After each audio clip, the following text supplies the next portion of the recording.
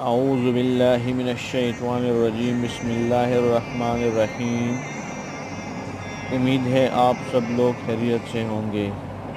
ماشاءاللہ آج رمضان کا دوسرا دن ہے اور آج ہم پڑھیں گے اسی کتاب میں سے جناب امام حافظ عبدالقادر صاحب کی فضائل رمضان میں سے رمضان کے برکات۔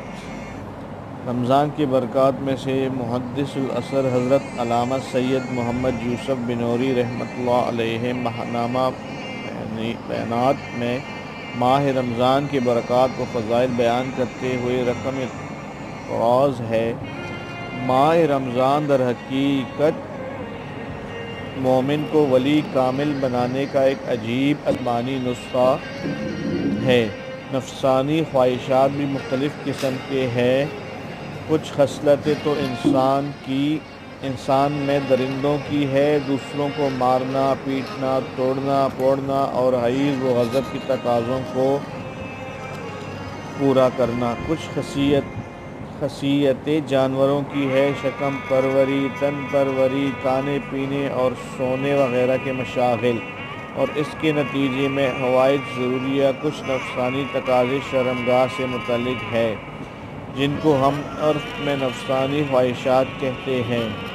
یہ تینوں نفسانی قوتیں اور ان کی خواہشات جب تک قابو میں نہ آئے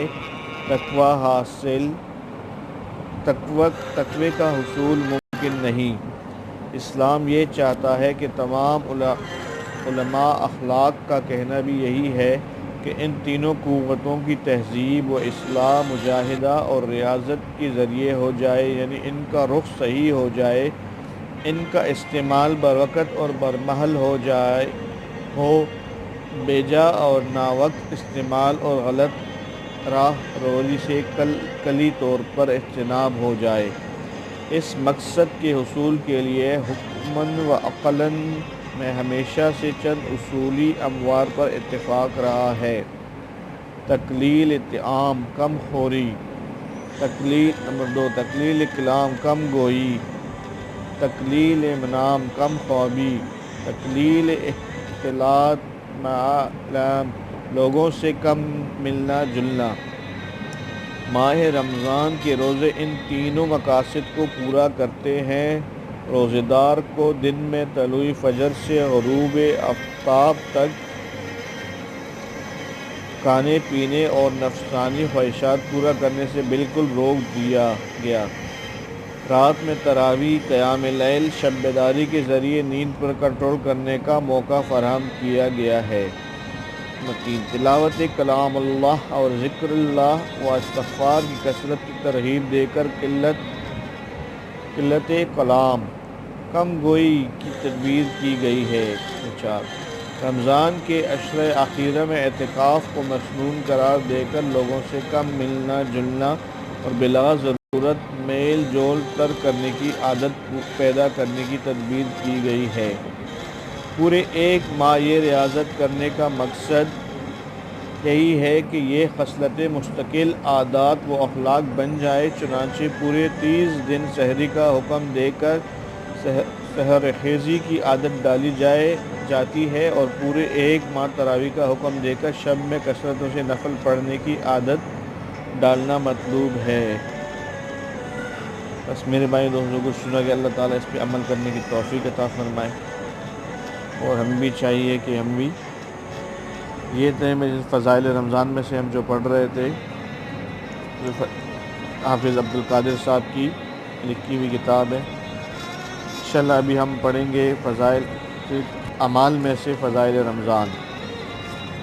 فضائل رمضان میں سے ہم نے کل ایک سبق پڑھا تھا، تو آج پڑھیں گے اس میں فضائل رمضان۔ فصل اول، حضرت سلمان رضی اللہ تعالیٰ عنہ کہتے ہیں کہ نبی کریم صلی اللہ علیہ وسلم نے شعبان کی آخری تاریخ میں ہم لوگوں کو وعظ فرمایا کہ تمہارے اوپر ایک مہینہ آ رہا ہے جو بہت بڑا مہینہ ہے، بہت مبارک مہینہ ہے۔ اس میں ایک رات ہے شب قدر جو 1000 مہینوں سے بڑھ کر ہے۔ اللہ تعالیٰ نے اس کے روزے کو فرض فرمایا اور اس کے رات کی قیام یعنی تراویح کو ثواب کی چیز بنایا ہے۔ جو شخص اس مہینے میں کسی نیکی کے ساتھ اللہ کا قرب حاصل کرے ایسا ہے جیسے کہ غیر رمضان میں فرض کو ادا کیا، اور جو شخص اس مہینے میں کسی فرض کو ادا کرے وہ ایسا ہے جیسے کہ غیر رمضان میں 70 فرض ادا کرے۔ یہ مہینہ صبر کا ہے اور صبر کا بدلہ جنت ہے، اور یہ مہینہ لوگوں کے ساتھ غم خواری کرنے کا ہے۔ اس مہینے میں مومن کا رزق بڑھا دیا جاتا ہے۔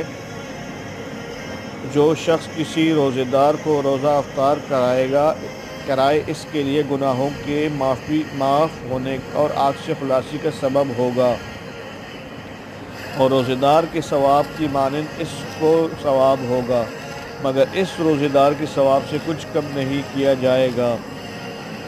صحابہ رضی اللہ عنہ نے عرض کیا کہ یا رسول اللہ ہم میں سے ہر شخص تو اتنی وسعت نہیں رکھتا کہ روزے دار کو افطار کرائیں، تو آپ صلی اللہ علیہ وسلم نے فرمایا کہ پیٹ بھر کر کھانے کھلانے پر موقوف نہیں، ثواب تو اللہ جل شانہ ایک کھجور کوئی افطار کرا دے، ایک کھجور سے کوئی افطار کرا دے، یا ایک گھونٹ پانی پلا دے تو ایک گھونٹ لسی پلا دے، اس پر بھی مرحمت فرما دیتے ہیں۔ ایسے مہینے کا اس کا اول حصہ اللہ کی رحمت ہے، اور درمیانی حصہ مغفرت ہے، اور آخری حصہ آگ سے آزادی۔ جو شخص اس مہینے میں ہلکا کر دے اپنے غلام و خادم کے بوجھ کو، حق تعالی شانہ اس کی مغفرت فرماتے ہیں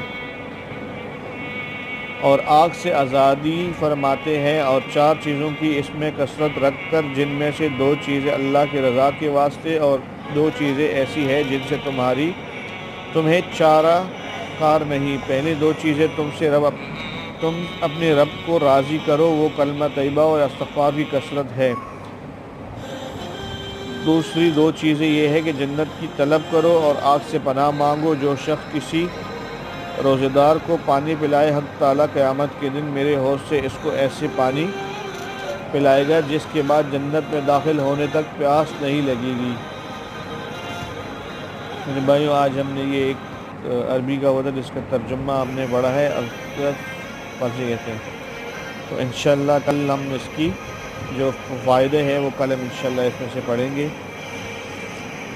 تو میرے بھائی، جو کچھ پڑھا گیا اللہ تعالیٰ اس پہ ہمیں عمل کرنے کی توفیق عطا فرمائے، اور ہم بھی کوشش کرتے ہیں کہ ہماری طرف سے ہر کسی کو اس میں سے کوئی نہ کوئی فائدہ پہنچ جائے۔ ویسے تو ہم بہت سارے کام کرتے ہیں، ویڈیو اپلوڈ کرتے ہیں مختلف قسم کی، لیکن کوشش ہم یہ کرنی چاہیے کہ ہم کوئی ایسی بات کریں جس سے دوسرے کو فائدہ ہو، نقصان نہ ہو۔ تو میں بھی کوشش کر رہا ہوں، اور امید ہے کہ جو لوگ دیکھیں گے وہ بھی اپنی کوشش کریں، کچھ ایسی چیز ڈالے اپلوڈ کریں جس سے لوگوں کو فائدہ ہو بجائے کہ نقصان ہو۔ السلام علیکم ورحمۃ اللہ وبرکاتہ۔